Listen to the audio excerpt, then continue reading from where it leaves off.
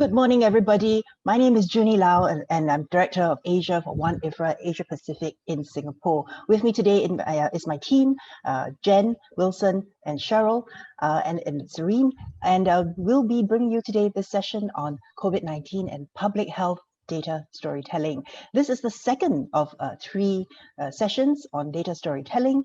The first session, just last week, was about finding reliable data sources, and today's session is about data story recipes. Now, what does this mean? This is a session all about dissecting the methodologies behind great data-driven public health reporting projects and drawing inspiration from them and also localizing them with your own data stories and data sets. So it's like modifying a recipe with one's own ingredients. And next week is the session on data visualization. Now, before we start, just a few housekeeping matters. Please remember to log in from your computer or laptop because we will be sharing on Google Drive some training notes and links. So Trainer King will be sharing these later on in the session. So if you want to be able to follow fully, please make sure you're also logged in on your computer or laptop. If you have any questions for Trainer King, just drop them into the Q&A box and he will get to them. And of course, please feel free to use the chat to introduce yourself. On this session today, I think for this session today, we've got about participants from 13 countries, such as Cambodia, Fiji, Hong Kong, India, Indonesia, Japan, Malaysia, Philippines, and of course, Singapore and Vietnam, from across ASEAN, really, from 30 over companies registered. So there's plenty of talent in this room, plenty of interesting folks. Please feel free to introduce yourselves in the chat box. This webinar is part of a series of different data related topics. Earlier this month, we had data foundations, which was very, very well attended. And then these three sessions on data storytelling, followed by at the next month, we have a session on data privacy in managing subscriptions. So lots and lots to think about regarding data. So now to kick off this session is our trainer, Kuek Ser Kuang Keng. He, of course, is the founder of DataN, which is an agency that provides training that helps journalists integrate data journalism into daily reporting. And he has helped publications such as Foreign Policy, BBC World Service, MediaCorp, and Malaysia Kini to enhance their storytelling with data, visual, and interactive components. King, of course, is in Malaysia, and he is also the competition officer of Data Journalism Award, which later became the Sigma Awards. So, he comes with a wealth of experience and expertise in looking at data storytelling, not just in this region, but also internationally. So, King, now over to you. Thank you very much, Junie, and thank you very much to WAN-IFRA as well as Google News Initiative for organizing this series of workshop. So let me share my screen now. For those of you who have attended the last sessions, right, I will also share with you, this deck, so that you can download them. You don't have to take the screenshots, or everything. Probably let me just share it now so that you can have it with you while you are watching my presentation. I have put that in the Q&A, the chat box, sorry. The link to the deck. All right, so you can download that. It's in the Google Drive. Along the presentation, if you have any questions, feel free to put your questions in the Q&A box. I will check the box from time to time, all right? So last week, we talked about where to find data, how to find data about COVID-19 and public health public health reporting, right? So this week, we are going to go one further step to look at how do we go about doing data reporting, right? So I think one of the most effective ways of doing data reporting, especially for beginners, is to look at what others have done and how we can replicate the same methodology for our local reporting or on a similar issue, right, with the same methodology, right? So here we are calling it a reporting recipe, right? So recipe is, we all know that recipe for food, especially during this pandemic, a lot of us pick up new skills, and one of them is cooking. So we have been looking at different recipes, and we try to modify recipes for our own case with our own ingredients, right? So this can be done same with data reporting, right? So how we can look at how others have done their reporting, what data they use, how do they analyze the data, and how do they use the data to inform their reporting, right? We can try to learn from that and adapt the same methodology for our reporting. This is especially useful for beginners, when you just started with data journalism and you're not sure how can I use data to help with my reporting, right? So this is what we are going to cover. So there are three goals that I'm trying to achieve today. First is, okay, when we want to start a data-driven story, the best or the recommended way of doing that is to start forming a hypothesis or questions that can be answered by data. So we'll go through that, and I also have an exercise for everyone to form your own hypothesis. And by forming a hypothesis, we also need to learn how do we form strong hypotheses, right? With using one element, we call question categories. Okay. And then, the last one is what I just mentioned, right? How do we, look at others' reports and try to guide our own reporting? Okay, so just a review, just to recall what I have covered last sessions, right? This is the most important, probably the most important thing I covered last week, is to tell you that data journalism, what is data journalism? And data journalism is how can you harness data to measure a problem, right? So you have data, you have quantitative information to help you measure a problem, whether the problem is very serious, how many people are impacted by the problems, right? And you can also use data to find out what is causing the problem and what are the possible solutions and how effective the solutions are. Okay, so using data is for us to do all these things, right? Just a reminder to everyone, right?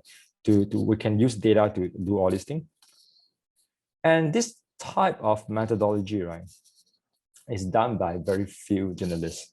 Okay, because this is a scientific research-based methodology. It is almost like you are doing a social science experiment or a social science research.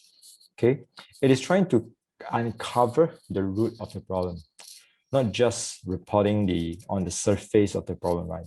Just to tell people that, there's this problem there, right? But we use this data to help us to measure the problem, to identify who has been impacted and what are the causes of the problems as well as the solutions, right? So this is just to remind you what we are trying to do with data, okay? So for data journalism workflow, right? Many people always ask, okay, if I want to do a data story, right? What is the workflow looks like, okay? And just to show you, there are several models out there that, data journalists or data journalism lecturers, they have came up, right? They have come up with all these different models, but more or less they are the same. I won't go into details, but you can see here, the one on the left might be a little small for you. Not on the right, right? If you look at this workflow, okay. First, you find the data from an open data supplier. It could be government data, it could be data by tech companies, right? Then you do data collection. You collect data from there. You have to validate the data to make sure that data is accurate. Then you do analysis, right? To answer the questions you're trying to answer using the data. Then visualizations. You visualize the data for your audience to understand better about the data, and data storytelling. Data storytelling could, it could include, the traditional reporting, like interviewing, writing about, the life of, several characters, right? Things like that. And then it is then delivered to the end user, right? So in this workflow, you see that data on the left here, you see that the data the information starts as a data, became information, and became knowledge, right? Knowledge is something that we have filtered, we have processed, and it can be applied, right, in for our audience. The other side of it, you can see that, you know, in terms of the capacities, right, the first part of it is more on technical competencies. The later part of it is more on creative competency. Creative competency, it is involved in, you know, how do you visualize the data? How do you convert the data into something visual, something easier to understand? And how did you tell the stories in a creative way, right? Before that, the first part of it, you know, there's not much creativity involved, right? It is more on technical. How do you process the data? How do you do a data analysis and things like that, right?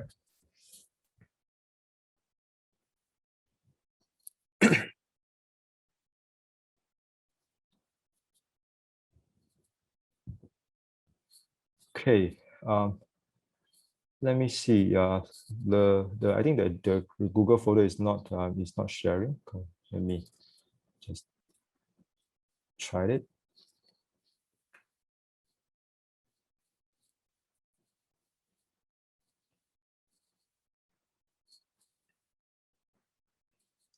Let me change the setting so that you can then use access the PDF file day 2. Restricted. Okay, yeah, I forgot to change it. All right, okay, guys, you should be able to access the PDF file now. Okay, let me go back to my presentation.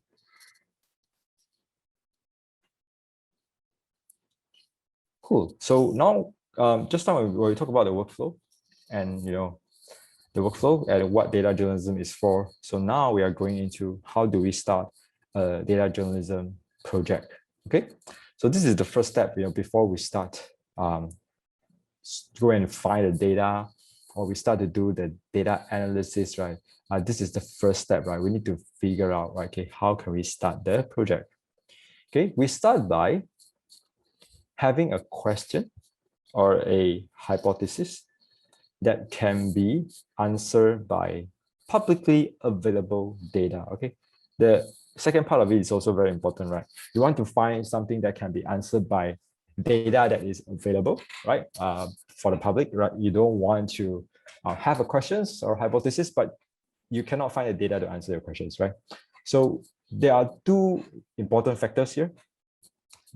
Two elements here, right? One is the questions or hypothesis. The second one is the data. Okay, so let's look at how it looks like. What is a hypothesis or questions? Okay? The approach of, you know, coming with a hypothesis or questions before finding a data, right?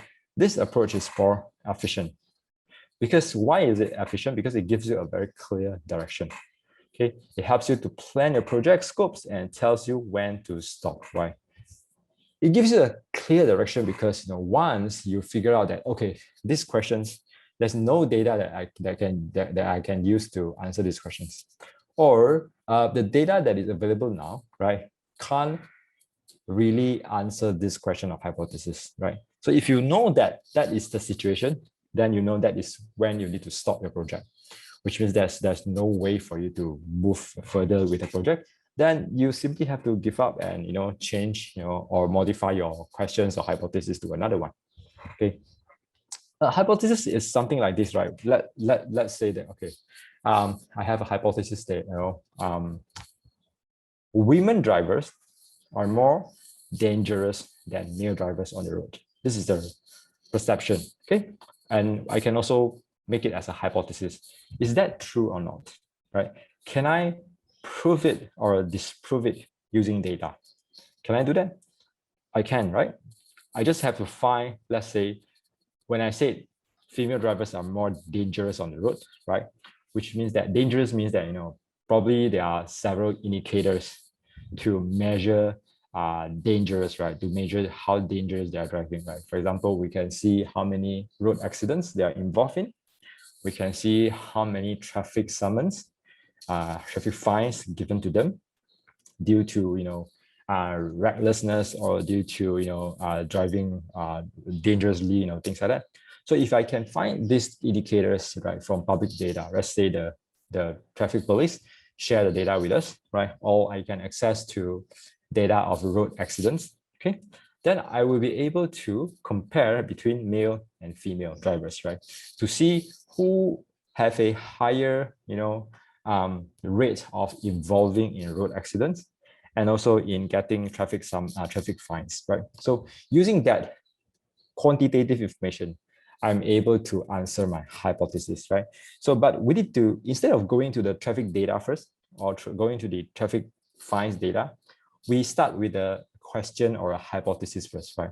The hypothesis can be turned into a question, right? The question is, are female or male drivers more dangerous on the road, right? That is a question. The hypothesis I just mentioned just now, right? That female drivers are more dangerous on the road compared to male drivers, right? So that is a hypothesis. So when we have a we start with a hypothesis, right? We don't start with the data first, right? This is very important. We start with a hypothesis first. So when we know that, okay, the road accidents data provided by the police, right, doesn't have gender of the drivers. If that is the case, we know that there's no way for us to move further with our project, with our investigation, because the information is not there, right? So we know that we need to stop if we don't have data, right? So that is why this approach is more efficient. The last point is that it delivers a story, not just data. What do I mean by this? If you are looking at data, right, you might find that, the road accidents rate in your country has increased from this year to another year, or it has decreased from 2016 to 2020, right? But that is just telling people data, right? That is just telling people the trend of the data. It doesn't tell people a story. The story, it sounds like this, right? Okay, data analysis shows us that, in contrary to public perception that female drivers are more dangerous on the road, right? The data actually tells us that male drivers are the main factors or the main, gender involved in road accidents, blah, blah, right? So that tells us a story. When you have a hypothesis or a questions, right, the answer is more like a story that you can tell. It's not just telling you data, right? Like, okay, today the stock market increased by 5%, that is not a story, right? But the story is that, okay, the stock market increased by 5% because of something, blah, blah, blah, blah, right? So that is a story. So it is very important to differentiate between, are you just telling people data, different data points, right? Or we are telling people a story that people care about, right? So using a hypothesis approach, right, can help you to be more efficient when you start your data journalism project. However, how do we form a strong hypothesis, right? Just now, I had the hypothesis about the gender of your drivers. That is not a very strong hypothesis, right? Because you need to make sure, so there are several things here that you need to make sure. First is that the hypothesis or questions can be proven or disproven with data, okay? The second thing is, you have to be very specific about what should be measured to achieve number one. Right? If you want to prove or disprove a statement or questions, right, you need to be very specific, right? For example, just now I used back the example, right, that female drivers they drive more, dangerously on road compared to male drivers. Is that specific enough? No, because we need to have a specific time frame, right? Is it the past 5 years? Is it the past 10 years? Or is it after something happened? For example, in some countries, probably before that, let's say some more conservative countries, right? Women are not encouraged to drive, but because there is a change in policy, right? Or change in the law, and now we are having more women drivers on the road, right? And we want to know that whether that is more whether they are driving more dangerously or not, right? So we need to have a time frame, right? Whether it's the past 10 years, 5 years, or since 2013 or since 2015, something like that, right? And then we need to be very specific about what to measure. Are we going to measure the involvement of different gender in road accidents, right? Whether when there's a road accident happens, whether the driver is male or female, or we want to look at certain traffic fines against them, right? whether it's speeding, right? Because speeding can be considered as, driving dangerously, okay? Whether it's speeding or whether they are, for example, what else? Traffic lights, right?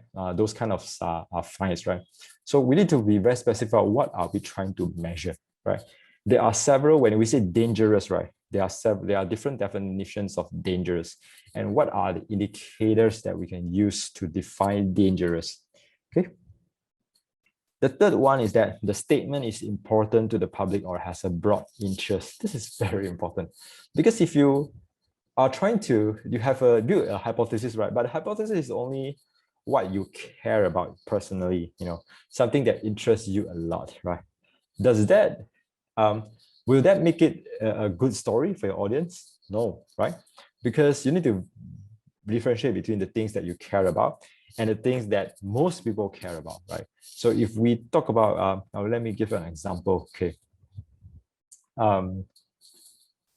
Probably a very niche topic, right? Okay, which airport has the best security, for example, right? Yep, this is something that because you are a geek about everything about everything about air travel, everything about airports or aircraft, right? But it doesn't mean that this is something that people care about, right? Although yes, security at airports is something very important, especially for countries that rely on air business a lot, like Singapore. But probably in some countries, right, these are not something that is very popular. People don't care about, right? So be very, but I guess that this kind of considerations, you can discuss with your newsrooms, your editors, right, to decide, what stories, have a broad interest in the society and what stories, is worth spending the time to do the reporting, right? So these are the three things that I would like to emphasize. Okay. So how do you? Then this is technical part, right? How do we start with a hypothesis, right? There are 1, 2, 3, 4, 4 what we call question categories, right? You can think about when you are framing your hypothesis, right? First is a problem questions, right? How big is the problem? How expensive it is? Is the problem getting better or worse, right? This is in journalism, right? This is the what questions, right? Okay, what problem are we talking about? How big, right? How expensive, okay? Well, whether it has caused a lot of financial loss to someone, to the country, and is the problem getting better or worse? Let's use COVID-19 as one example, right? How big is the problem? How many people are affected? How many countries are affected, right? COVID-19. How expensive is it, right? Expensive means that how much of economic costs, it has cost to our country, right? How much our country needs to spend, right, to address the problem. Is the problem getting better or worse, right? So this, we can look at the number of new cases every day, the number of deaths every day, right? The number of countries that are still on a uptrend in terms of new cases, right? So this will tell us, is the problem getting better or worse, right? So you can use this problem questions to help you frame your hypothesis, right? You want to measure the size or the seriousness of a problem. Then the second problem, right? The impact questions. This one, we move further, one step further to ask who are impacted by the problem, right? And how they are impacted, right? Are some groups more affected than others? What is their age, right? How old are they? Where do they live? Which area, right? This, again, using COVID-19 as an example, right? We want to know when the country is having, economic lockdown, when people can't travel, right? Industry, some of the, businesses have to close down, right? When that happens, who is the most affected by all these issues, right? How they are affected, right? And between the rich and the poor, who are more affected, in this situation? Or you can do the comparison between, different ethnic groups, right? Or the rural and urban divide, or gender, are women more affected than men? And also different age group, right? Are the older citizens, are they more affected? Or you can look at nationality, right? Are locals, citizens, or foreigners, right? Between these two groups, who are more impacted? Okay, so these are the impact questions, right? What are the impact of the problems, right? And who? Usually we are talking about human because we care about our society, human, who is affected. The third questions, we go another step further into the issue. What are the causes of the problem? Whose fault it is? What factors have made it worse, right? Those kind of problems, those kind of questions, right? Back to the COVID-19, right? If we found that there are inequality in terms of healthcare facilities, right, in different states in our country, right? So what are the causes of the problem? Is it because some state, because they are poorer, they don't have a lot of income to purchase, healthcare equipments and facilities for their citizens? Is that the problem? And what factors have made it worse, right? Is it their economic structure? Is it because they are governed by a different political party and you have this political discrimination happening, right? So what are the causes of the problem, right? Just now we look at what are the problems, who are impacted by the problems, and now we look at what causes this question, or what causes this problem, right? What make it worse? Okay, and you can use quantitative information, again, data, right, to measure the problem, right? You can look at, let's say you go back to the questions of inequality, right? Inequality in healthcare facilities in different areas, right? We can look at their income. We can look at their spending on healthcare, right? To quantify the problem, to measure the problem. The last problem, right, and usually the hardest problem, and this is also something that we seldom touch on, is the solution. Okay, what are the solutions to the problem? How can we measure how effective the solution is, right? During COVID-19, right, I believe almost all governments have, implemented different kinds of financial aid to the citizens, to those who are most impacted by the pandemic, right? They have a stimulus package and things like that, right? But how effective are those measurements? How effective, right? So we can measure. How can we measure them? We can measure them by look at, if the government say that they're going to spend, amount of money, let's say 2 billion or 3 billion, right, on as financial aids to the people, right? Okay, how much does each citizen get, and are those targeted aid, or they are general, right, for everyone in the country, right? So are they effective or not? We look at, when you convert that 3 billion to per capita, how much does everyone get, and how much does that help them, in terms of addressing their financial problems, right? Comparing, right? And you can also look at, the number of unemployment and number of new employment created by the government, right, to see whether they match each other or not, right? So these are some of the quantitative information or data that we can collect to measure the effectiveness of the solutions, right? So these are the 4 major questions that we can ask, when we try to form our hypothesis or questions.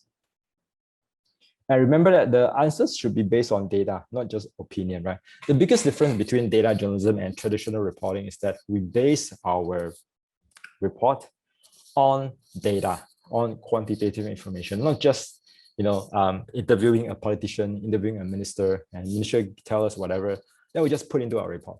We did not bother to verify it. But data reporting is more on, we have the questions. We don't ask the experts, or we don't ask the politicians first, right? We try to look at data first, right? To see whether the data tell us anything about the issue that we're trying to report. Then only probably, then we go and ask the politicians, right? Sometimes we can even use our data to question the politician or to question the authority, okay? To say that, okay, you claim that you have helped so many people get jobs, right? But look at the unemployment data, right? It doesn't match what you have claimed, right? For example. So using the data is actually a very good weapon, right? In questioning those who should be accountable for the decisions made, right? Especially government officers. Okay.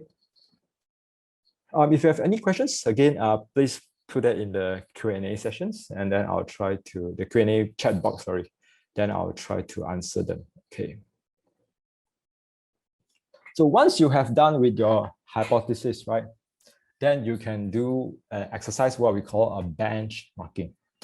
Benchmarking is basically just to look around to see if there are other data projects that are very similar to the one that you want to do. Okay. What I would do is usually if I want to do about, let's say, COVID-19, many publications have done COVID-19 reporting, right? And many publications have done, very good analysis on the impacts of COVID-19 on different communities, right? So if I want to do this kind of reporting again, I would just search all the publications, especially the top ones that have done similar issues and how they have done it, okay? So we find and understand in detail the existing projects on the same topic, okay? Then we look at what are the processes used by others to produce them, right? This is to look at their methodology, right? So we can use the recipe and make our own story, right? The whole process will help you to find first ideas, right? Ideas is, okay, this is how other journalists have measured the problem, right? This is how, if there is not much data about this topic, probably they have found a way, to overcome the problem, and you can learn from that, right? So ideas. Partners, experts, right? Sometimes you know that they work with a NGO or they work with a research institution, right? To help with getting data, to help with data analysis. Probably you can do the same, right, for your own country. Or probably in your country, there's a similar institutions or people are doing the same types of research that you can get to be your partners, to help you to guide your reporting, right? And data sources, where did they get the data? This is very, very important, right? Sometimes we thought that, oh, there's no data about this issue.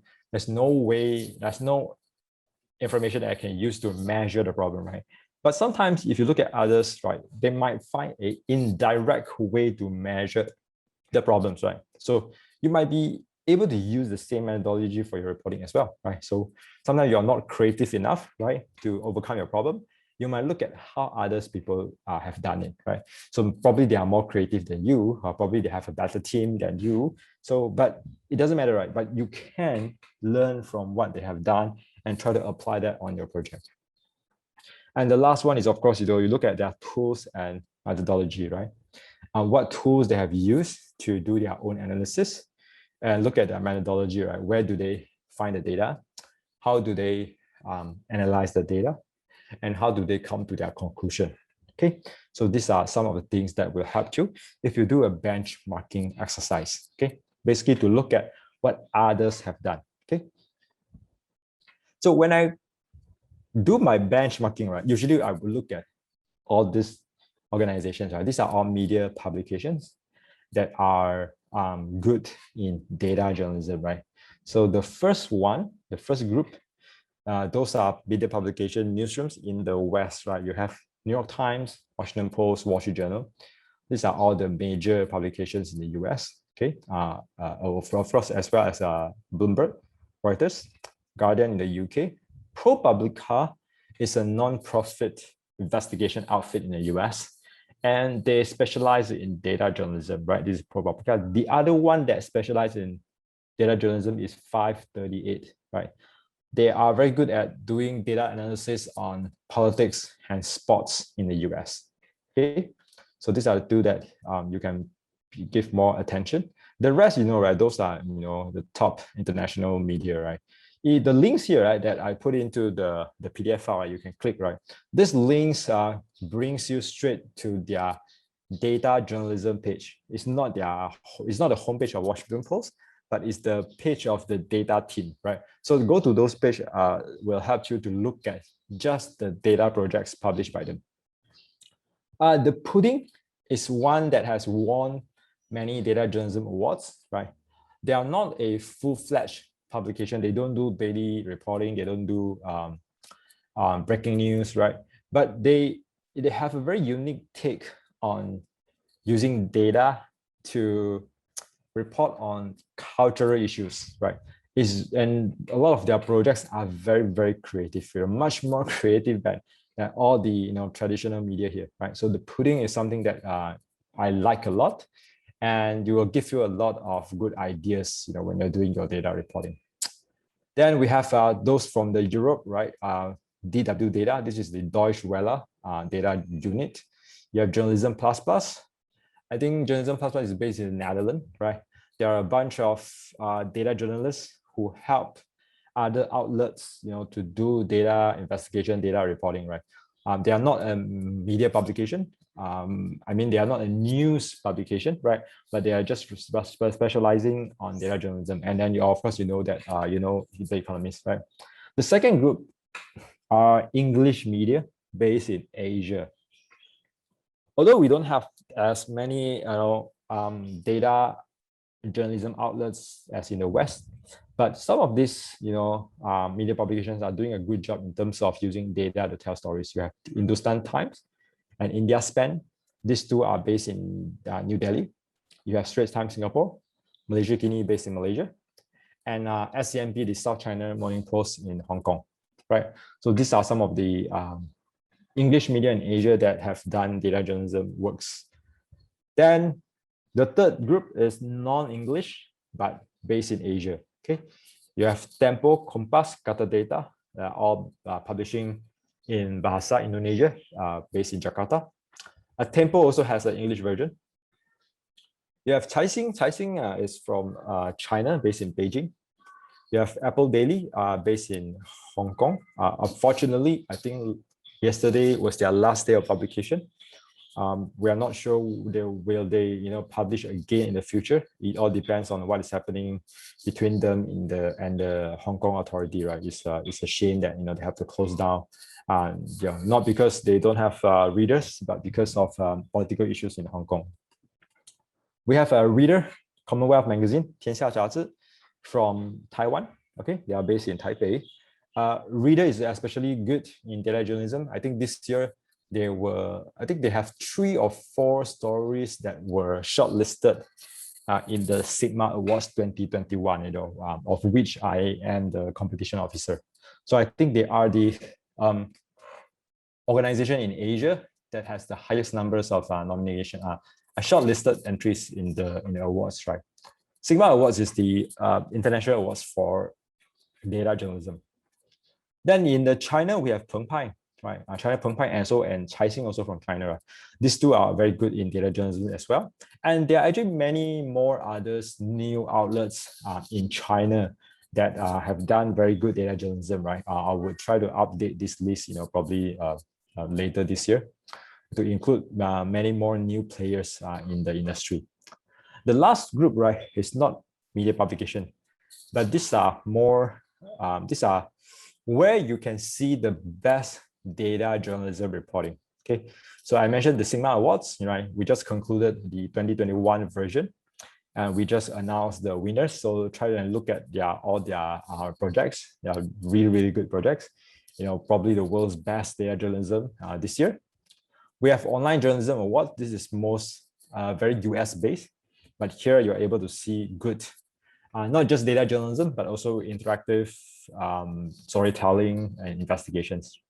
Outriders Network is a website that collects and compile different stories, online stories reports, and they will categorize them into, let's say, data journalism, interactive storytelling, different types and genres of storytelling.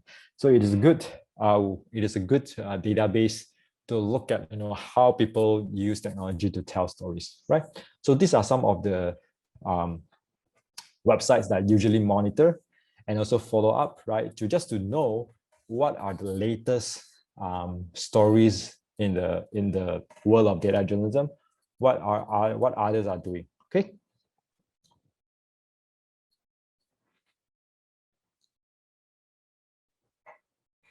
All right. I'm going to show you several stories about COVID-19 and health reporting, right? And let's look at their methodology and how we can implement that in our own reporting, right? So these are some of the stories. So the first one is by the 天下杂志 Commonwealth Magazine in Taiwan. Okay. Let me open up this story.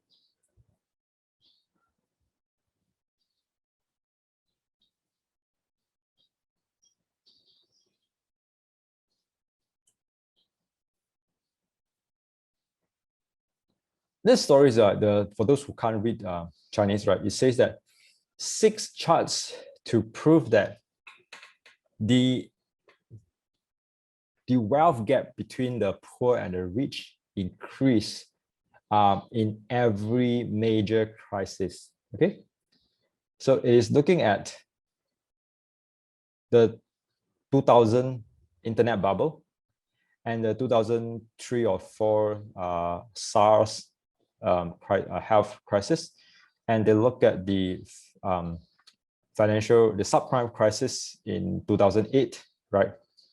And it look at the this chart is not very clear. Let me show you another chart. This one is better. Okay, this one, it looks like, again, there are different financial crises, right? The financial crisis here, SARS, internet bubble, and this is the subprime crisis. Okay, the blue lines shows you the growth of the bottom 20% income group, right? Which means the poorest. Okay, the red are the richest in the society, right? The top 20%. And the gray black line here, this is the other 60% in the middle. Okay, so you'll see that these are the lines here shows the growth, right? The growth rate. Okay, you can see that it's in percentage. Okay, this one percentage, right? So you can see that whenever throughout all these different crises, right, the rich, their growth rate is always in positive, which means they are growing, right? It's only a matter of whether they are growing slower or growing faster here, right? But they are still growing, right? And their numbers is always above 5%. The growth rate is always above 5%, starting from around 2001 or 2000, right? Okay.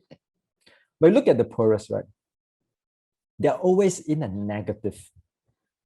Okay, this is for Taiwan, okay, Taiwan society. They're always in a negative, right? -5, -10, right? Only after 2014, they were back to positive, right? Above 0, back to the level in 2000, right? So between 2000 and 2014, right, their income have been decreasing. You see, decreasing, right? It's all in negative.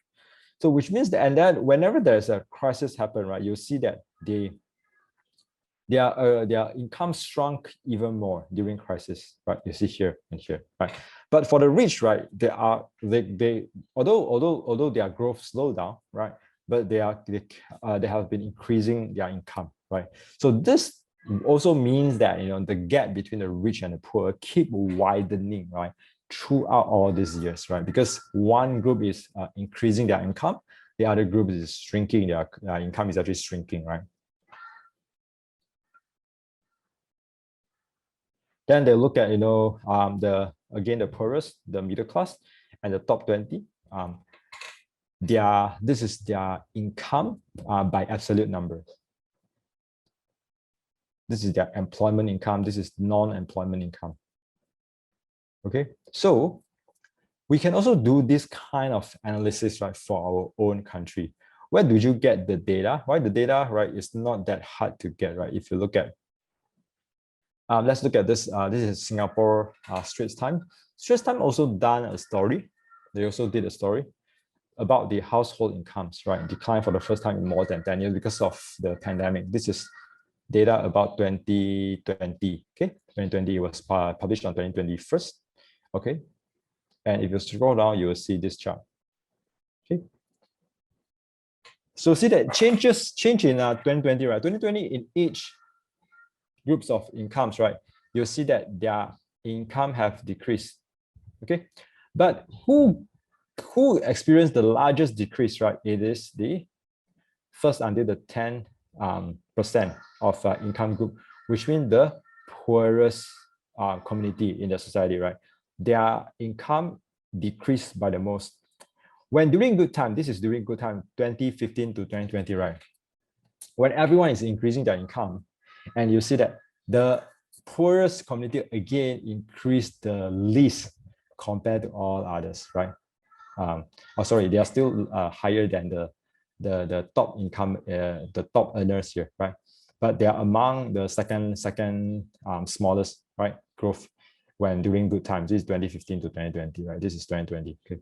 So again, this is the focus here.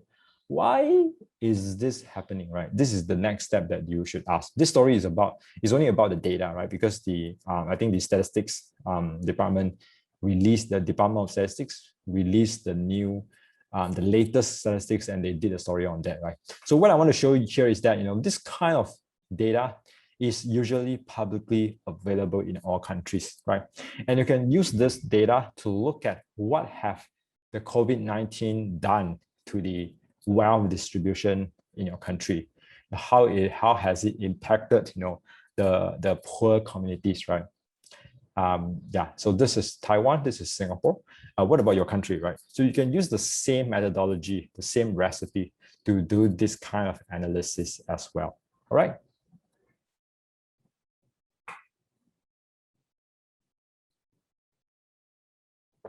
So just to look at, right, the different questions categories they asked, right, in the report, right? The first one, how big is the impact to the household income? This is the question asked in the story. Probably you can ask in your story as well, right? How big is the impact? This is for the COVID-19 pandemic. Okay, the impact questions: whose income is most affected? But at the same time, who made financial gain during the pandemic?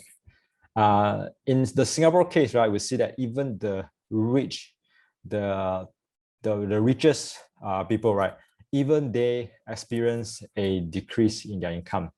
But it probably not the same in your country, right? If you look at Malaysia, right, some of the owners behind the hand gloves factories, right, because of the pandemic, they sell a lot of hand gloves, much more than they sold before, and some of them have become billionaires during the pandemic, right? So these are the impact questions, right? Who are most affected? Who lost their income? And who made financial gains, right? The cost questions: why the wealth gap widened during a crisis? How did the rich make more money, right?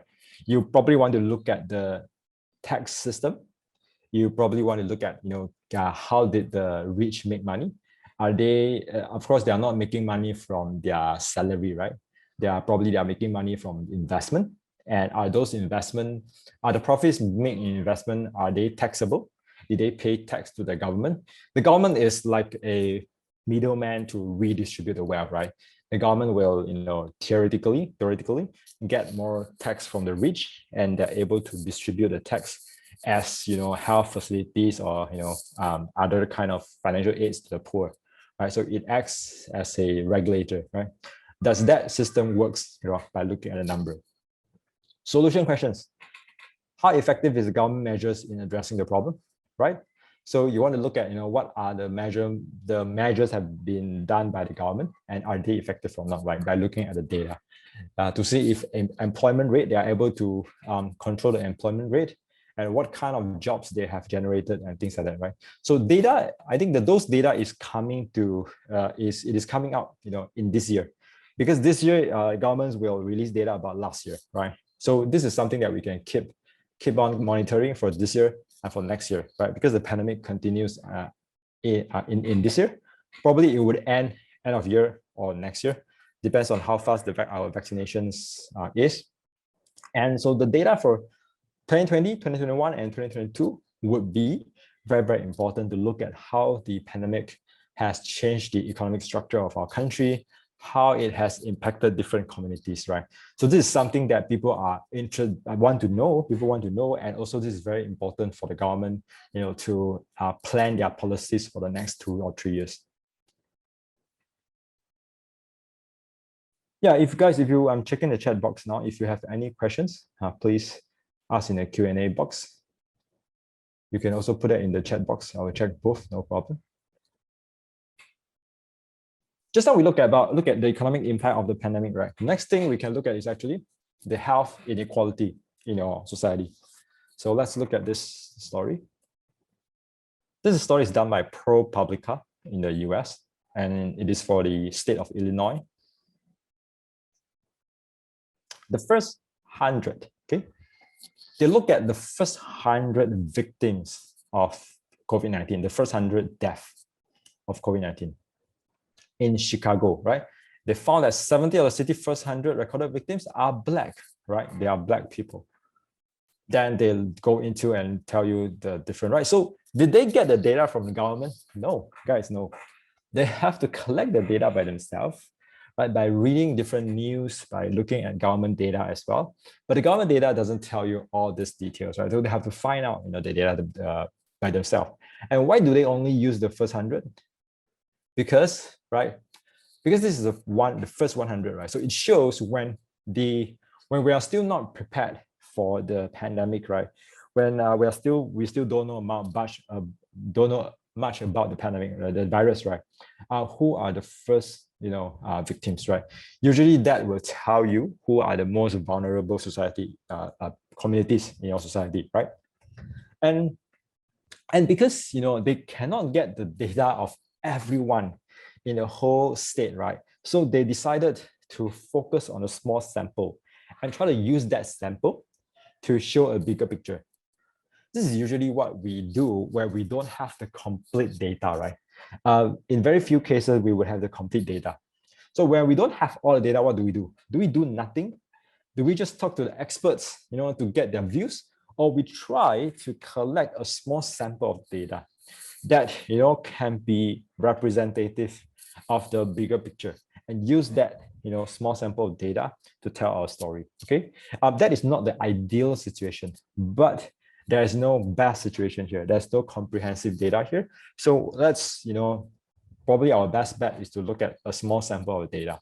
So this is what they did, right? They look at the first 100 deaths and look at who are they, where do they live, what are their age groups and things like that. I know in many countries or in many of our countries here in Asia, our government don't really give us all the details in the COVID-19 data, right? Especially the victims, who are they, what is their age group, or, where do they live, right? But sometimes, right, we'll get this information from media reports, right? And by collecting those reports, we probably are able to give our audience a better picture of, who are the most vulnerable, who are the, most impacted during the pandemic. I think many countries still don't have those kind of information yet. And this is how we as journalists, we can start to collect information and at some point, right, do a story about it, okay? So you can see that they have the map to show you where the hospitals and where are the Black populations. Right, so this is looking at the health inequality among different ethnic groups in the US.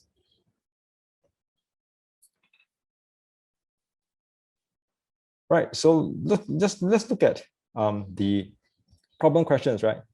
The problem questions that they are trying to ask here is how many people have died of COVID-19, right? How many? How serious it is compared to other similar countries, okay? You compare your own countries with other countries. And the impact questions here is which community has the highest mortality rate? Which communities are the most impacted by the COVID-19? And you want to measure that by looking at the mortality rate, the death rate, okay? The cost questions, you can ask what is lacking in the community that led to the high death rate, right? So why is the community suffering more than other community? There must be some reasons, right? Is it because they have poor health facilities? Is it because they don't have hospitals, or their hospitals have fewer hospital beds? What are the causes, right? So you can use data to tell this kind of story, okay? So this is a good example that I think we all can, replicate for our own society or country. The next one is done by Internews. Internews is not, of course, it's not a media publication, but Internews, they have done a training for Kenyan journalists, right, to look at the healthcare facilities in different counties or districts in Kenya. So let me just show you the story. They're also trying to develop reporting recipe for this kind of healthcare analysis. So here, data recipe, health capacity in Kenyan counties, right? They are hoping that this methodology, this recipe can be replicated in other African countries as well. Okay. So they developed this data recipe actually step by step. So first, they tell you these are the questions they want to answer by data, right? Which counties have the highest and lowest access to isolation beds per capita? Then the same questions for general ICU beds, isolated ICU beds, ventilators, the number of COVID-19 cases, and to what extent the counties meet the recommended numbers for beds and ventilators. So there's a standard, right? The recommended numbers, right? So they try to answer all these questions using data. And they'll tell you that, how they get the data from different sources, okay? And you download the data, how you can make a copy and do the analysis, understand the data, right? Step by step, as I mentioned just now, do the analysis of the data, or where to click, where to do, right?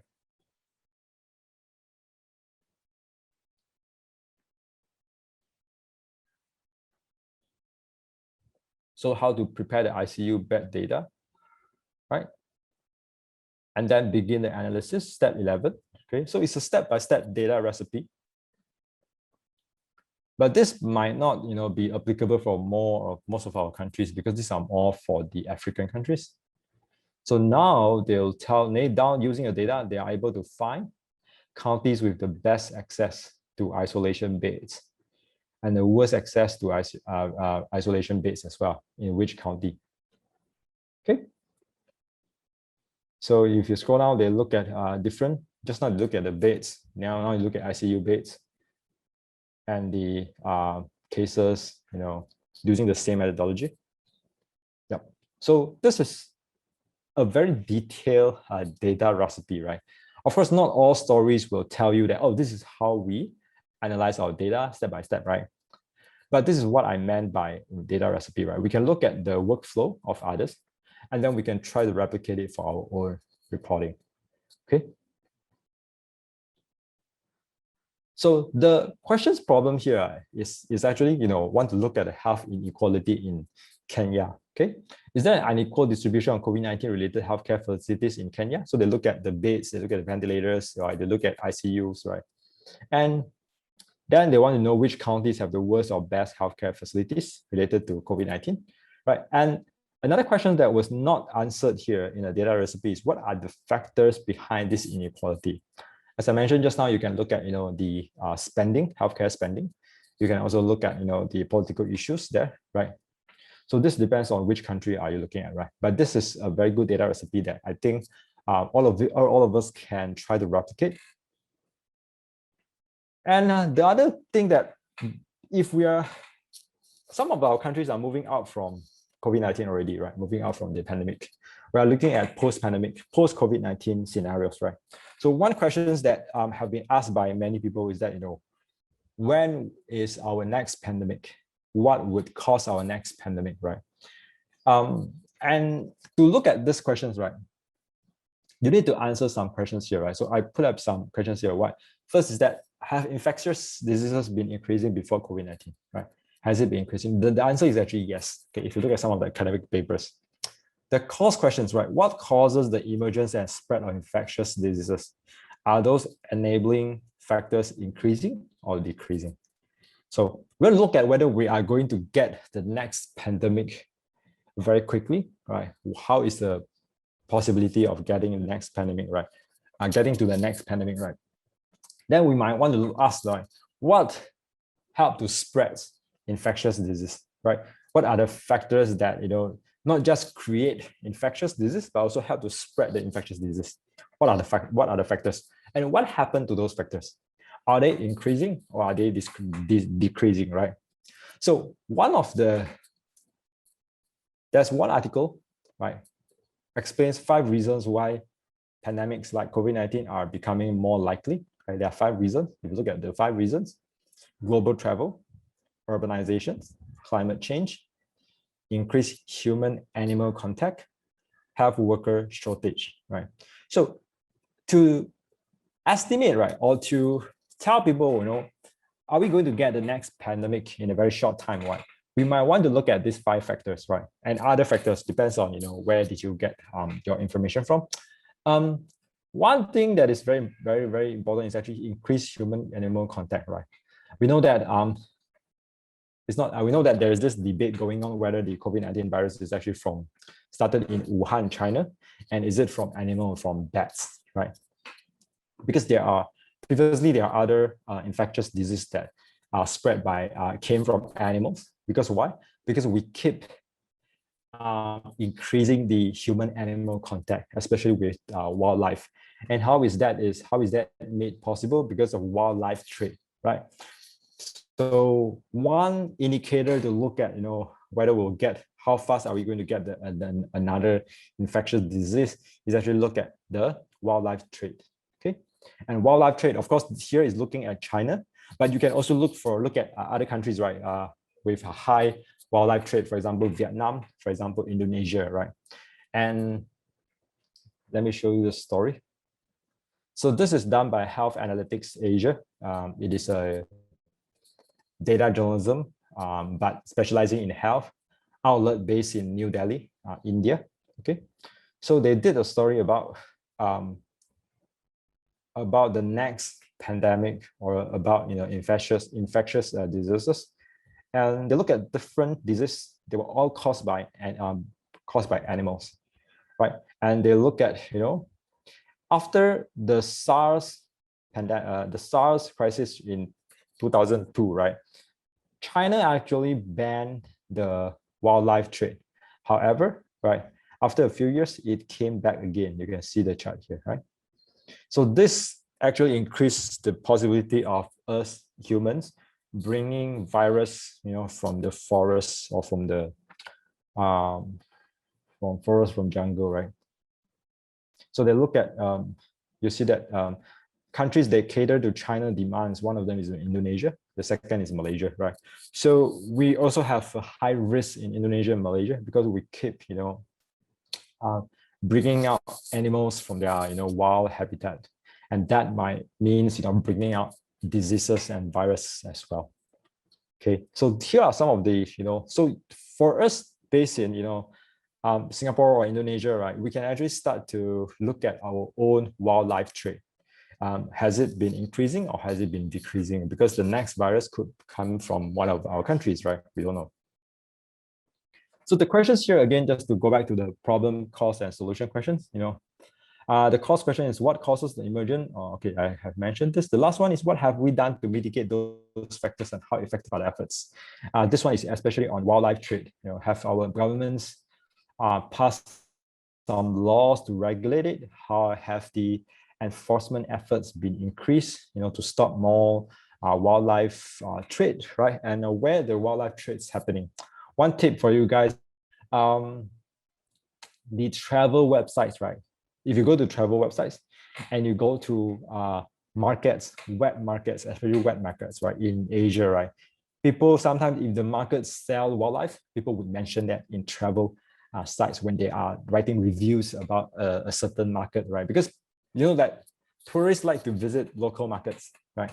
And sometimes they would post photos, or they will, review something about the markets, right? Usually they will pick up the most interesting facts about the markets, right? Say that, oh, this market sells bats, or this market sells crocodile, right? Things like that, right? So from there, you're actually able to identify, which markets in your country have those products. Sometimes you can also look at restaurants, okay? Some restaurants, they sell illegal wild meat, right, for their customers.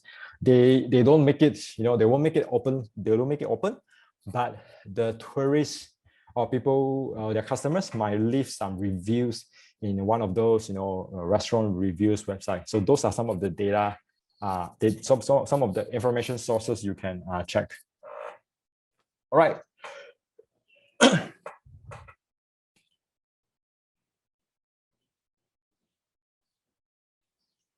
Okay, I saw one Q&A in the one questions. So let me finish this before we go into the exercise, and then I can answer the questions, right?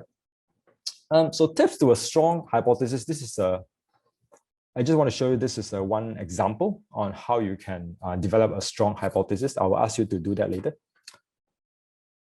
You start with, let's say, children in the hypothesis, right? The children in this country are dying of malnutrition, okay? So you start with a vague hypothesis with a general problem questions, right? You are saying that this is a problem, right? Children in this country are dying of malnutrition, but you have to be more specific about it, right? So let's be more specific. Most of the children in this country who died before the age of 5 died of malnutrition. Now we added a impact questions, right? Who do you mean by children? Here we say that children who died before the age of 5, right? So we specify one specific group of children. Can we be more specific? We can do that by modifying a hypothesis into most of the children in this country who die off before the age of 5 die of malnutrition and live in the poorest provinces. Okay, so we added another impact questions into the hypothesis, right? Not just before, not just before the age of 5, but also they live in the poorest provinces. Okay, this could be an impact question. This could also be a cost question, right? The cost question is that because they are poor, so they are suffering from malnutrition, right? So this is one of the factors. But again, this is just the hypothesis, right? We want to prove it using data. Can we use data to prove it? Yes, we can find out, the cost of death for children before the age of 5, and then we can look at, where do they live, right? If we have the data, we're able to answer the hypothesis. If we want to add in a solution problem to the hypothesis, we can modify it into most of the children in this country who died before the age of 5 died of malnutrition and live in the poorest provinces, despite a government food aid program that was supposed to cut malnutrition rates in half over 2 years. So we added another perspective to the hypothesis by including a government measurement, right?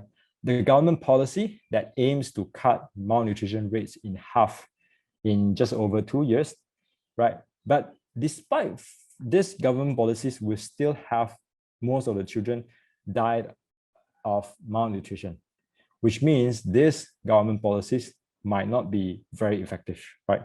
So now we have a very specific, hypothesis with several parts that we need to answer, right?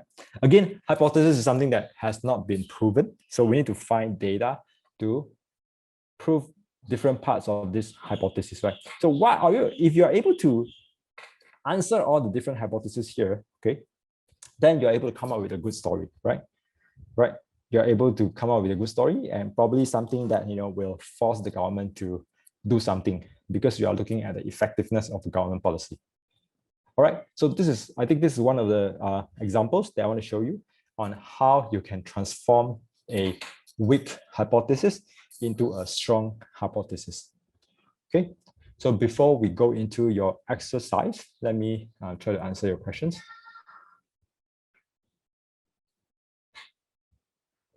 Okay, there's one question by Bhavani. Having collected the raw data from various sources, what tools could be used to analyze and present the data in the story? To analyze the data, right, the most common tools are, of course, Excel, right? If you don't have access to a paid Microsoft Office software, you can always use Google Sheets, right? Google Sheets work as good as Excel. I always use Google Sheets, right? So those are the major tools that you use to analyze data, right?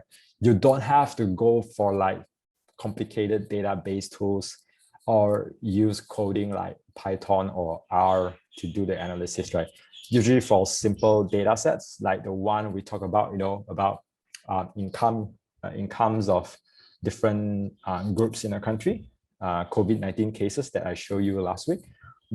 Those can be done easily by Google Sheets or Excel spreadsheets. Okay, you only need very complicated more sophisticated tools when you have huge data sets. For example, data sets that have millions of records, or data sets that have multi-layer structure. Then you need to use more sophisticated data tools. But usually, data that you get from your own statistical department, or the international organizations like UN, World Bank, WHO, right? Usually those data, you can use simple spreadsheet to analyze them. The second part of the question is about how to present the data. This we will cover in the next section, right? The next session is about data visualization. So I will show you several tools, free, online, that can help you to generate charts and maps for your storytelling to present the data. Okay, so I hope I answer your questions. Any other questions? No, yeah? No, then I have questions, okay? I'm going to give you an exercise so that you can do that. Okay, let's try to think like a data journalist, right? Based on what I have shown you just now, you can get all the slides by downloading the PDF, right? I would like you to build 3 questions or hypotheses that can be answered by data, right? Just like how I built the hypothesis here. Okay, this one. Right, they should be related to health reporting. So we try to limit our issues because we are about, the whole workshop is about health reporting or COVID-19. So if the hypothesis or questions include several things, you can split it into multiple hypotheses. You can split it into 2 or 3 hypotheses, right? Use question categories to help you form a specific hypothesis that is measurable. The questions categories is here, yeah? Here, right? Do you want to measure the problem, or you want to measure the impact of the problem, the cause of the problem, or the solutions to the problem, right? Which one do you want to measure, right? So based on this 4 different categories, you can form your own hypothesis. Okay, and then the last question is that, is the data you need available, right? What data you need, and is the data that you need available publicly? What data do you need to measure or answer your hypothesis or your questions, right? Are those data available? So I need you to write your answers in a shared spreadsheets, right? So that we can learn from each other. What happened is that after you put in here, I'm going to give you comments. I'm going to give some comments afterwards, right? Probably before next session, next Wednesday, I can put in some comments about your hypothesis, whether this is a good hypothesis, how you can make it stronger, and things like that, right? So I'm going to share with you this spreadsheets.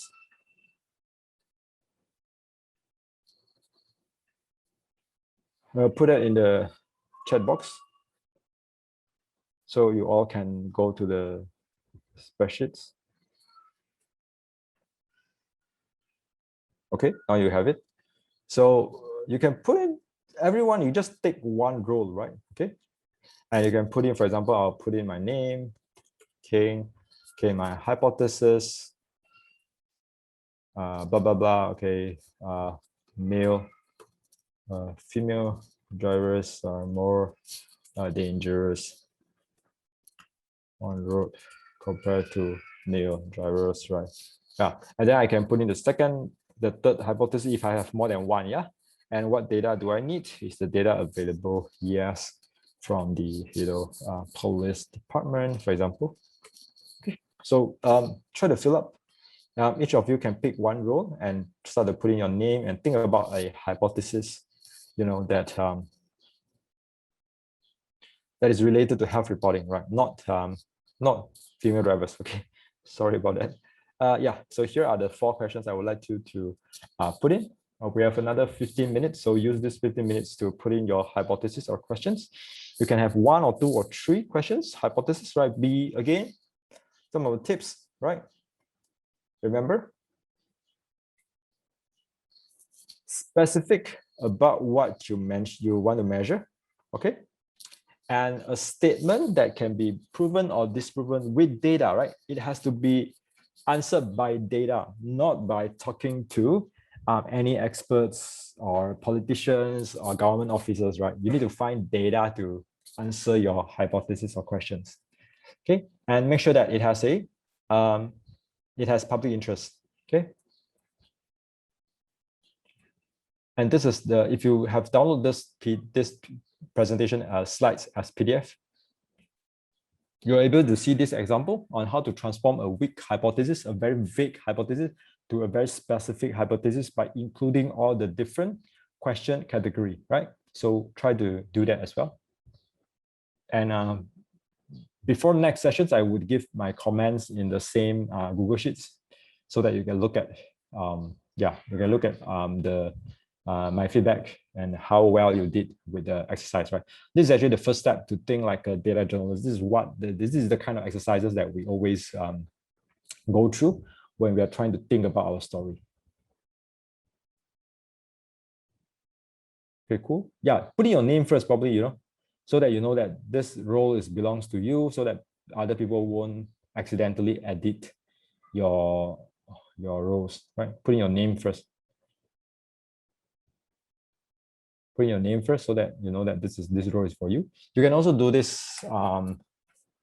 I recommend you do this now, right? We still have 15 minutes to do it now. If I ask you to do it later, you might forget. You are busy with other things, right? So let's do it now.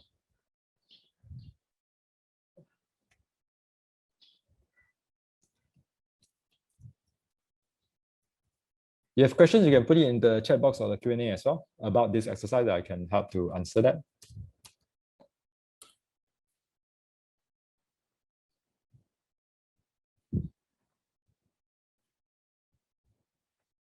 Now we have we have 2 hypotheses already.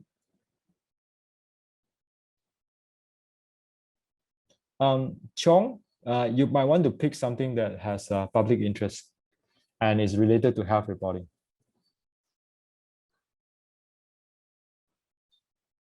I think Jessica has this is a good topic to investigate: teen pregnancy during the pandemic. How are you going to measure it? Yeah.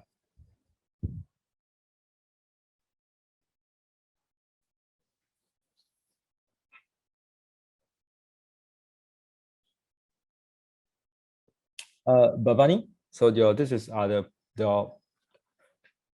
are: the poor people more fearful of COVID-19 virus than the rich people in Singapore? I think the tricky part here is that how do you define fearful and how do you measure that? Okay, think about that. Is there an indicator of fear?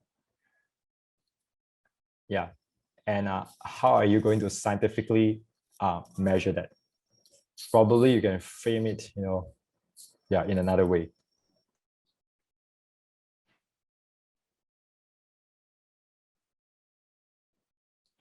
We have 10 of you here already.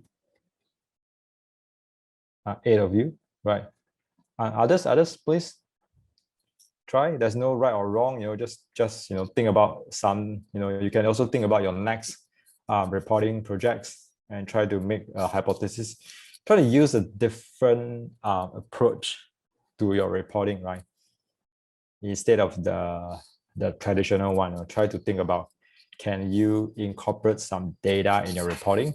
It could still be a traditional reporting where you talk to experts, you interview people on the streets, right?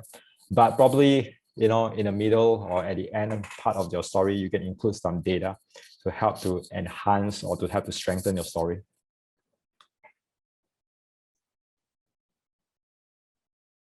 So Claire, your hypothesis says Singaporeans struggle with long work from home hours during COVID-19 pandemic. So what do you mean by struggle? Yeah, try to define that struggle.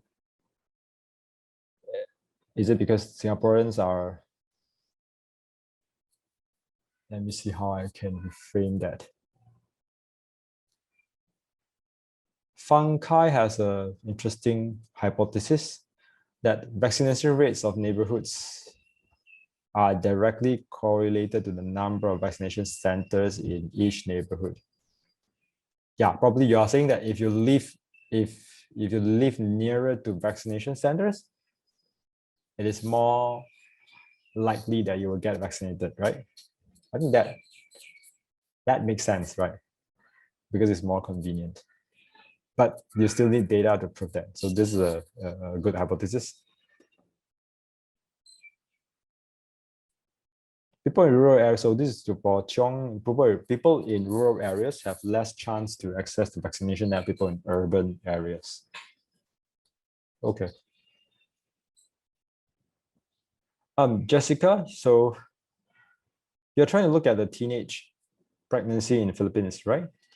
The data you said is about who gave birth since 2020 to look at their age, right? What about teenage who are pregnant but did not give birth or did not give birth in a hospital? Or they give birth without registering with the authority, right? Which means that it is not in the government numbers. This is the challenge, right? When you are trying to measure something that that is a social taboo, that is that will have social stigma that people don't want to talk about. For example, how many gays or lesbians in a society, which is something that's very hard to know, right? Because people don't tell you that. People don't declare that, right? So teenage pregnancy is the same thing, right? Sometimes they got pregnant, but they don't want to tell other people about it. Or, sometimes they decided to not have the children. Sometimes they decided to have their children without going to any health facilities, right? And it is not in the official numbers. So in that case, what is a better way of measure it, right? Yeah, we have more friends putting in their hypothesis, which is good. This is actually interesting from Haiti. More people in Singapore consuming news during the pandemic. The interesting thing, I'm more interested in this. They are consuming news from alternative media during the pandemic. Could be misinformation, right? Could be some YouTube channels that are full of propaganda. We know that during the pandemic there are a lot of propaganda, both from the Western countries as well as from China, right, to argue about which vaccines is better, the origin of the virus and things like that, right? So yeah, it would be interesting to look at whether the alternative media they have increased their readerships and viewerships number. And increase in pet ownership during the pandemic. Yeah, this is also interesting. Pet ownership, right? Because you stay at home, you feel lonely. You go and adopt a pet, probably. But how are you going to measure that? Wait, is there data about pet ownership?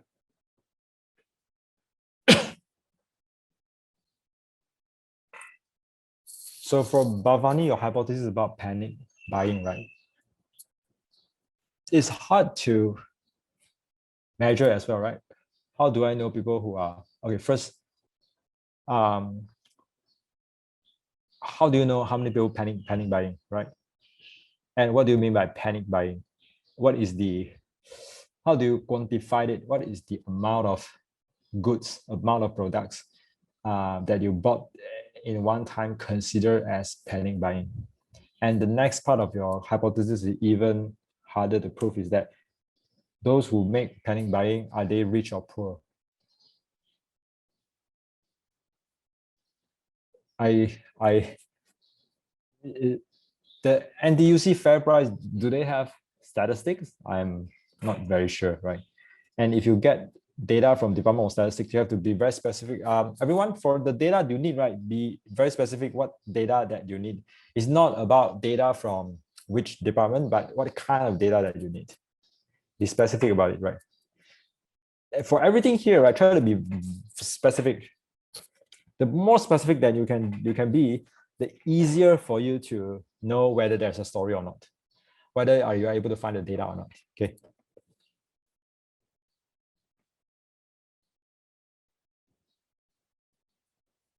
Yeah, Bhavani, no problem. I'm not like picking on you, right? I'm just giving comments to all the different hypotheses here. Yeah.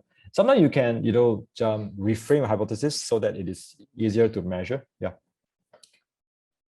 But yeah, all our questions start with curiosity, right? We are curious about something. So we try to explore if we can measure or quantify something. But sometimes, a lot of things in a real world is not perfect, right? Sometimes a lot of things don't have any data, but sometimes you can use indirect data to measure it. Some of the indirect measure, like for example, right, is actually your Google search data, right? What is that product that Google has about the search data? Google Trends, yeah, Google Trends. So if you go to Google Trends for your country, you might be able to know what people are searching during pandemic. That might be useful for you to measure something, right? But you don't know who are the people behind the searching. That is the harder part, right? But if you look at, if your country is huge, like Indonesia, right? You have different provinces. And some of the provinces, that, those are like the cities, those are the urban provinces, those are the rural provinces, right? You might be able to use the search data from those provinces to correlate their search interest with their social economic status. Yeah, right. So that's probably one of it.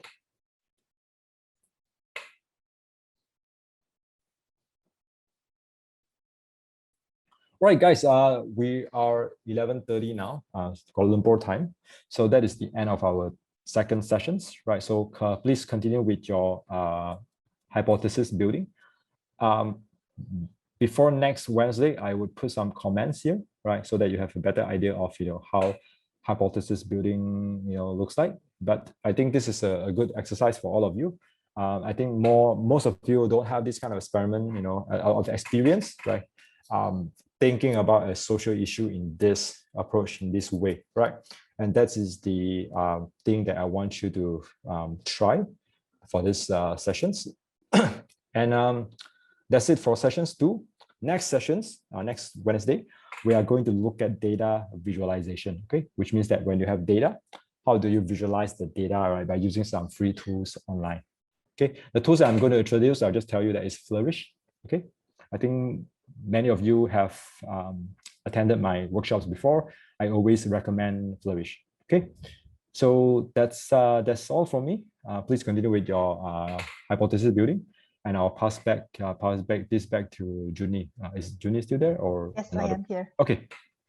Yes, thank you so much, King. What a great session today, all about hypothesis approach for greater efficiency, and all the great tips as well to create these various story hypotheses, and of course all the various links that King also shared and sources on data storytelling inspiration from the various publications. Some of the publications, reporters and journalists are here, so I think look back at what your colleagues have done as well, and I think there's just some amazing great work happening out there. And of course, please use your data skills as well to dispel stereotypes and societal assumptions like women making bad drivers. Perhaps arguably women could be safer drivers, because very often they're sending their children around, and they're the kids are sitting in the back seat of the car. So I hope you will be doing more stories as well with these newly acquired skills. Some great hypotheses there already, and as you can see, it's not easy to